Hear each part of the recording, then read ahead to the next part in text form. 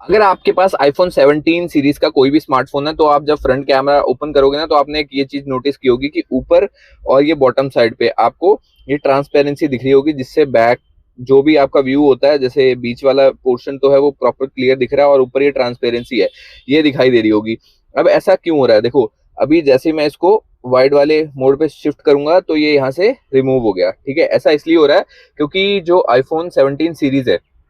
उनके सारे के सारे फोनों में फ्रंट का जो कैमरा है वो 18 मेगापिक्सल का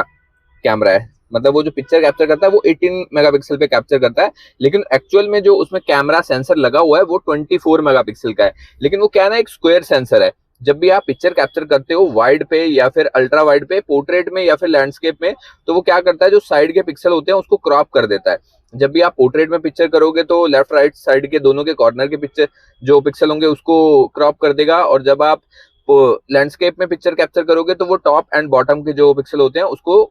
क्रॉप कर देता है। तो इससे क्या है, वो एक्चुअल में 18 मेगापिक्सल की ही पिक्चर कैप्चर करता है, वो 24 मेगापिक्सल की पिक्चर कभी कैप्चर नहीं करेगा। और लेकिन जब आप नॉर्मल मोड पे पिक्चर कैप्चर करते हो, अल्ट्रा वाइड का यूज नहीं करोगे, चाहे पोर्ट्रेट में चाहे लैंडस्केप में, तो उस टाइम क्या होता है, जो सेंसर होता है उसका कुछ पार्ट ही पिक्चर कैप्चर करने के लिए यूज होता है, लेकिन top top bottom left right दोनों साइड का जो पिक्सल होते हैं वो क्रॉप हो जाते हैं। वही क्रॉप वाला जो एरिया होता है वहीं के ये पिक्सल आपको